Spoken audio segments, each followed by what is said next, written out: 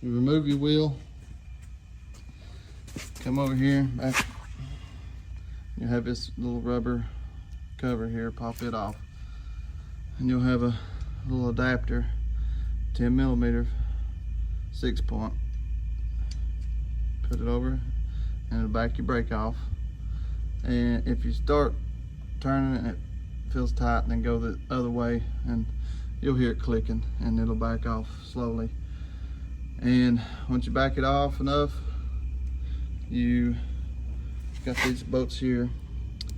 I think they're 30mm is what I use, and there's 3 on each side. Take them off right here. 3 more. Pop them 3 off. Well, and before that, you want to remove this sensor here, your wheel sensor. You can pop it out and just with a crescent wrench or a screwdriver, or channel locks, I mean, and then cut your zip ties and remove that out of the way, and then take this air line loose, get it out of your way, and then once you take your 6 bolts loose for this, and you got your back, your brake backed off, you can grab it and set it off to the side, and then take your hubcap off, let it drain, and then there'll be a keeper snap ring. I mean, let's see. You'll have a snap ring here. Pop it off, and then 2-inch 6-point socket. Remove that, and this will stay with the hub. And then you'll pull your hub off. Set it down to the side. Once you get the hub removed, that nut will stay in there along with the spacer and the bearings. And you're going to want to clean this up. Take that cotter pin out, take the nut off. You take this one off, remove it here. Same cotter pin and a nut. And then you can smack it here maybe and get it loose. Try not to smack too hard right here on the threads. You can leave the nut on, smack it, break it loose, and it'll pop off. Same here, try smacking it here. Just try to avoid damaging the threads. Just leave the nut on when you want to pick it with the hammer. And then you'll take these caps off, one on the top, one on the bottom, and then you'll be ready to knock your kingpin out. Once you get these loose, get those broke free, then you're going to have, and you take your 2 caps off, you're going to have a bolt here, a stud actually, and then one here on each side. Take that loose, 11/16.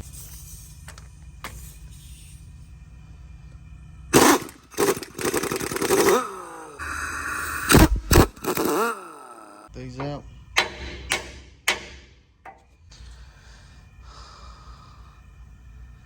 These studs, see how they're grooved out, notched out on one side? That's the side that goes, when you go put it back with your new one, that's the side that goes against the kingpin.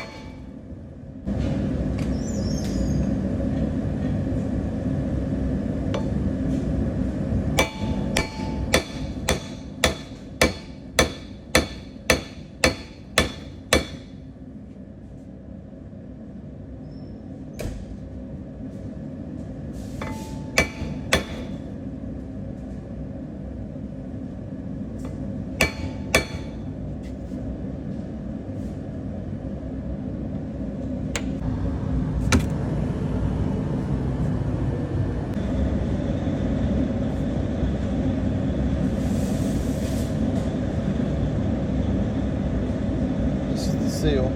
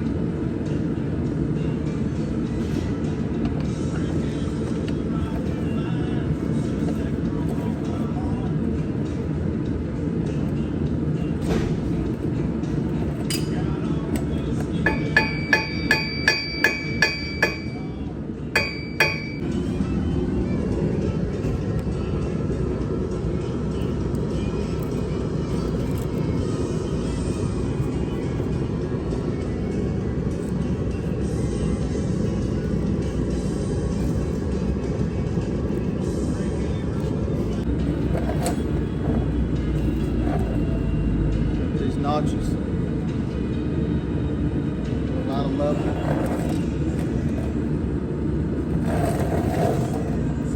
Line those notches up. Those bolt holes. You see them. One down here, one right there.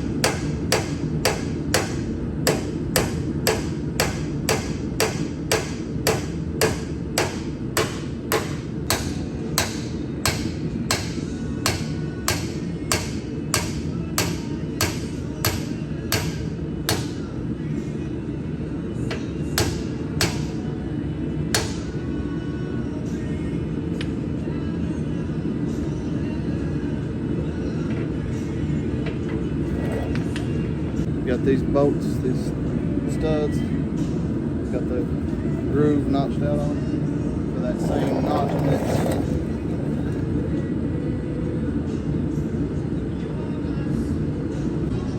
Just like that.